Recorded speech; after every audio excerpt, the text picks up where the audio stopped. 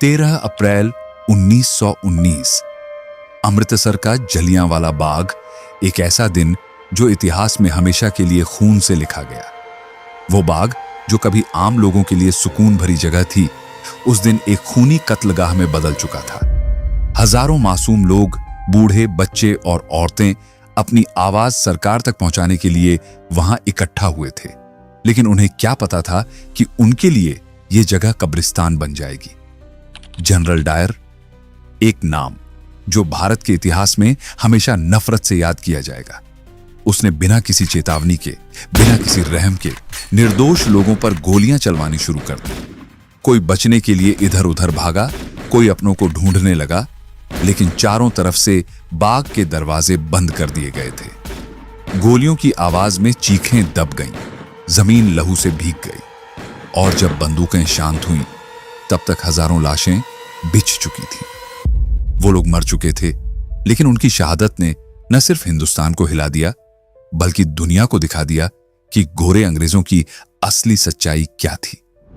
इस बर्बरता का बदला लेने की आग हर देशभक्त के दिल में जल उठी, लेकिन एक शख्स ने इसे अपने जीवन का मकसद बना लिया, ऊधम सिंह। सालों बाद ऊधम सिंह ने इंग्लैंड जाकर उस आदमी को गोली मारी जिसे पूरी दुनिया इस नरसंहार का दोषी मानती थी। लेकिन एक सवाल आज भी हवा में तैरता है, क्या सच में ऊधम सिंह ने सही इंसान को मारा? क्या जिसे मारा गया वही असली गुनहगार था, या फिर इस हत्याकांड की असली कहानी अब तक छुपी हुई है? आज के वीडियो में हम जानेंगे जलियांवाला बाग के उस खौफनाक सच को जो किताबों में दबा दिया गया। तो वीडियो को आखिर तक जरूर देखिए, क्योंकि यह आजादी जितनी आसान लगती है उतनी थी नहीं, यह खून से खरीदी गई थी। साल 1919। हिंदुस्तान में आजादी की आग धधक रही थी, लेकिन अंग्रेज अपनी पकड़ ढीली करने के बजाय और भी जुल्म ढा रहे थे। तभी एक नया कानून आया, रोलेट एक्ट। नाम भले ही कानून का था, लेकिन असल में यह हिंदुस्तानियों की आजादी पर ताला लगाने वाला हथियार था। यह कानून अंग्रेजों को खुली छूट देता था कि वे बिना किसी मुकदमे, बिना किसी सबूत के जब चाहें किसी भी भारतीय को गिरफ्तार कर सकते थे। यानी ना कोई सुनवाई, ना कोई सफाई, बस सीधा जेल। जैसे ही यह कानून पास हुआ, पूरे देश में गुस्से की लहर दौड़ गई। महात्मा गांधी से लेकर आम जनता तक हर कोई इसके खिलाफ आवाज उठाने लगा। अमृतसर में भी विरोध शुरू हुआ, लेकिन 10 अप्रैल को अंग्रेजों ने बर्बरता की सारी हदें पार कर दी। सैफुद्दीन किचलू और डॉ सत्यपाल, दो ऐसे नेता जो लोगों को अहिंसात्मक तरीके से विरोध के लिए जागरूक कर रहे थे, उन्हें अचानक गिरफ्तार कर लिया गया। इस गिरफ्तारी ने लोगों के दिलों में सुलग रही चिंगारी को भड़का दिया। अमृतसर की गलियों में आक्रोश फैलने लगा। लोगों ने फैसला किया कि 13 अप्रैल को जलियांवाला बाग में इकट्ठा होकर अंग्रेजों के खिलाफ अपनी आवाज बुलंद करेंगे। वो दिन पंजाब के लिए वैसे भी खास था, बैसाखी का दिन। दूर दूर से लोग अमृतसर आए थे, कोई अपने रिश्तेदारों से मिलने, तो कोई मेले का आनंद लेने। लेकिन किसी को नहीं पता था कि यह दिन उनकी जिंदगी का आखिरी दिन साबित होने वाला है। इधर जलियांवाला बाग में सभा की तैयारी चल रही थी, उधर जनरल डायर अपने घिनौने प्लान को अमल में लाने में जुटा था। उसे यह गवारा नहीं था कि हिंदुस्तानी उसके बनाए कानून के खिलाफ खड़े हों। उसने पहले ही तय कर लिया था कि इस सभा को रोकने के लिए किसी भी हद तक जाएगा।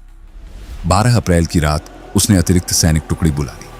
उसकी बंदूकें तैयार थीं और उसकी सोच में सिर्फ एक ही चीज थी, खून, बेगुनाहों का खून। सुबह का सुनहरा उजाला चारों तरफ फैला था। पंजाब की मिट्टी में बैसाखी की खुशबू घुली थी। हर तरफ उल्लास था, हंसी खुशी का माहौल था। बच्चे दौड़ रहे थे, मेले की रौनक अपने चरम पर थी और लोग अपनों से मिल रहे थे। लेकिन जलियांवाला बाग में इकट्ठा हो रही भीड़ की वजह कुछ और थी। एक शांतिपूर्ण सभा, एक विरोध, एक उम्मीद कि उनकी आवाज सुनी जाएगी। करीब 25,000 लोग वहां जमा हो चुके थे। कोई भाषण दे रहा था, कोई चुपचाप सुन रहा था, और किसी को अंदाजा भी नहीं था कि अगले कुछ पलों में यह जगह मौत के कुएं में बदलने वाली है। इधर शहर के एक कोने में जनरल डायर अपनी खूंखार आंखों से जलियांवाला बाग की ओर देख रहा था। उसने अपनी सेना को तैयार किया, अपनी बंदूकों को चेक किया और एक ठंडी मुस्कान के साथ कदम बढ़ा दिए। आज हम इन्हें सबक सिखाएंगे, उसने अपने सैनिकों से कहा। वो पूरी तैयारी के साथ निकला था। उसकी जहन में कोई संदेह नहीं था। आज खून बहेगा, बहुत सारा खून। बाग में एक ही संकरा रास्ता था, वही एकमात्र दरवाजा जिससे लोग अंदर आए थे। डायर ने आते ही अपने सैनिकों को इशारा किया और उस दरवाजे पर तैनात कर दिया। कोई बाहर ना निकल पाए, उसका आदेश था। भीड़ अब भी बेखबर थी। किसी को अंदाजा भी नहीं था कि मौत उनके सिर पर मंडरा रही है। फिर अचानक फायर, एक भयंकर आवाज गूंजी और उसके साथ ही गोलियों की बरसात शुरू हो गई। बिना चेतावनी, बिना कोई पूर्व सूचना, सीधे कत्लेआम। चारों तरफ चीख पुकार मची थी।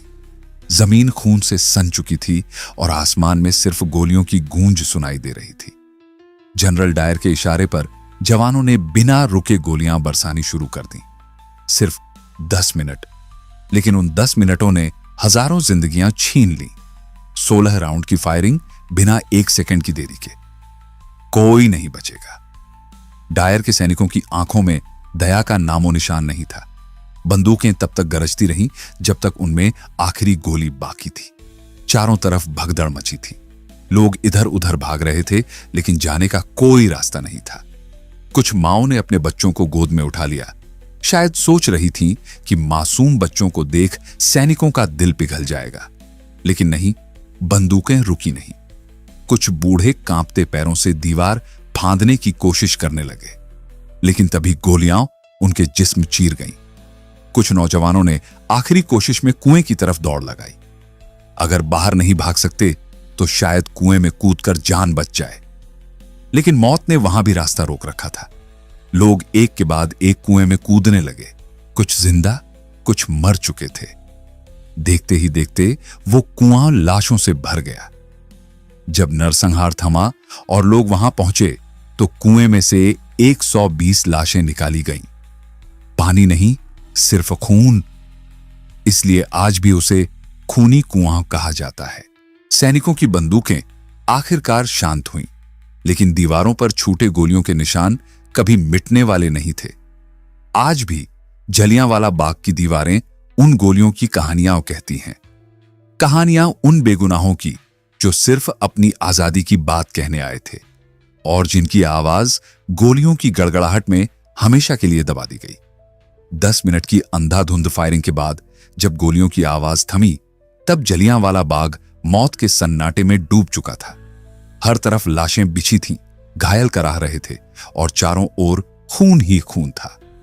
लेकिन जनरल डायर, वो तो इस खूनी खेल के बाद राक्षसों की तरह हंसता हुआ बाहर निकल गया। यह हुकूमत का असली स्वाद है।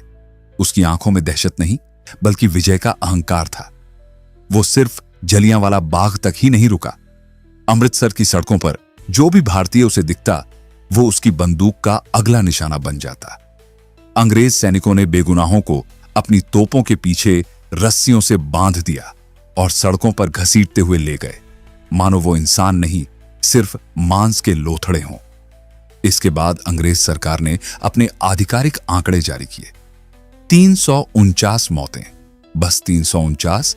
लेकिन जो वहां थे, जो अपनों को खो चुके थे, वो जानते थे कि हकीकत में मरने वालों की संख्या हजारों में थी। पूरा देश हिल गया।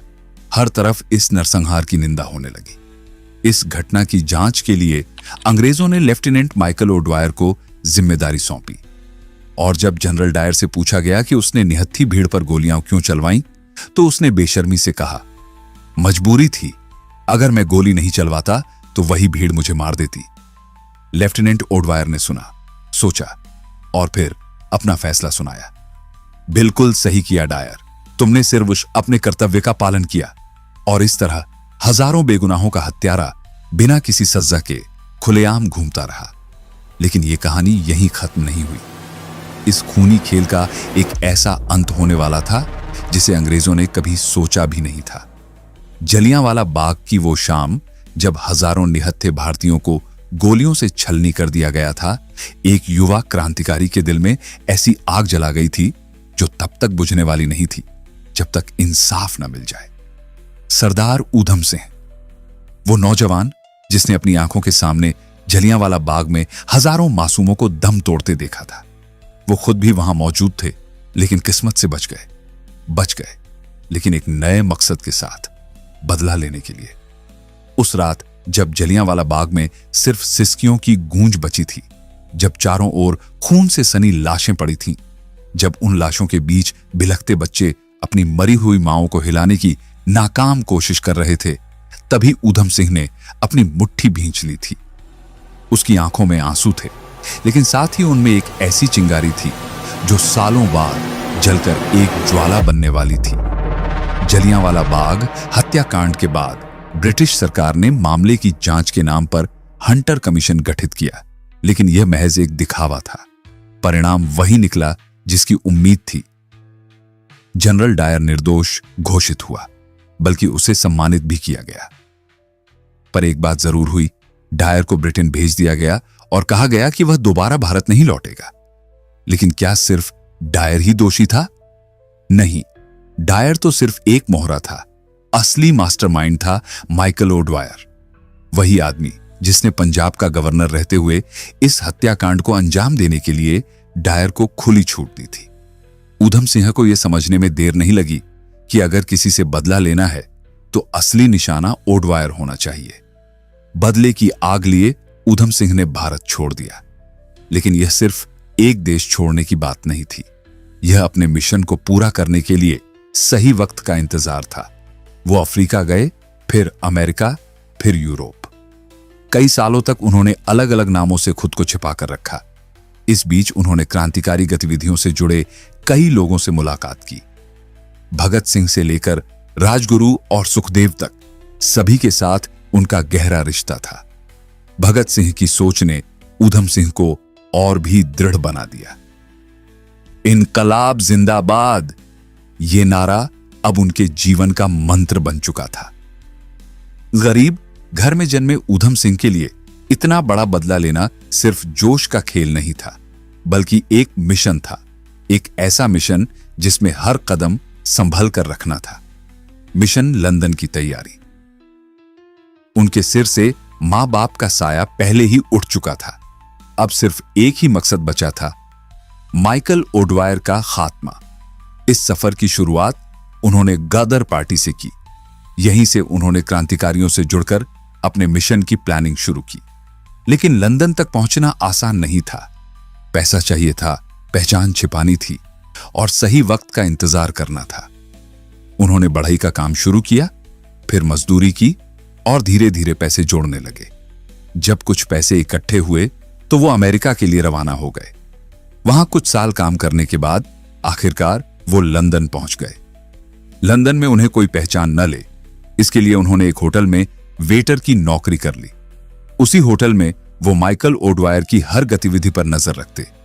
लेकिन अभी भी उनके पास वो हथियार नहीं था जिससे वो अपने मिशन को पूरा कर सकते। 21 साल का इंतजार और वो दिन। ऊधम सिंह को अपने मिशन को पूरा करने में पूरे 21 साल लग गए, लेकिन उन्होंने कभी हार नहीं मानी। अब वक्त आ गया था। 1940, क्रैक्सटन हॉल, लंदन। यहां ईस्ट इंडिया एसोसिएशन और रॉयल सेंट्रल एशियन सोसाइटी की एक बड़ी बैठक हो रही थी। इसमें ब्रिटिश सरकार के कई बड़े अधिकारी मौजूद थे और सबसे अहम नाम माइकल ओडवायर। ऊधम सिंह ने अपनी पिस्तौल एक किताब के अंदर छिपा ली थी। वो सभागार के अंदर बिल्कुल शांत बैठे रहे, ठीक वैसे ही जैसे कोई आम नागरिक हो। उनके चेहरे पर कोई घबराहट नहीं थी, कोई बेचैनी नहीं। लेकिन जैसे ही सभा खत्म हुई और माइकल ओडवायर खड़ा हुआ, पहली गोली सीधा उसके सीने में धंस गई। दूसरी गोली ने उसे वहीं ढेर कर दिया। इंसाफ का आखिरी अध्याय पूरा हॉल सन्न रह गया था। ब्रिटिश सरकार को यकीन ही नहीं हो रहा था कि उनकी ही धरती पर एक भारतीय ने उनके बड़े अधिकारी को मौत के घाट उतार दिया था। ऊधम सिंह ने भागने की कोशिश नहीं की, उन्होंने खुद को गिरफ्तार होने दिया। कोर्ट में जब उन पर मुकदमा चला तो उनसे पूछा गया, तुमने माइकल ओडवायर को क्यों मारा? ऊधम सिंह ने मुस्कुराते हुए जवाब दिया, यह बदला नहीं था, यह इंसाफ था। उसने हजारों बेगुनाहों को मारा था, मैंने सिर्फ एक को। अगर मुझे मौका मिलता तो मैं और भी दोषियों को खत्म करता। 31 जुलाई 1940 ऊधम सिंह को फांसी दे दी गई, लेकिन उनका नाम इतिहास के पन्नों में अमर हो गया। आज भी जब जलियांवाला बाग की मिट्टी को छूते हैं तो वहां सिर्फ उन गोलियों के निशान नहीं मिलते, बल्कि एक क्रांतिकारी की गूंज सुनाई देती है जिसने अपने देश के लिए अपनी जान कुर्बान कर दी।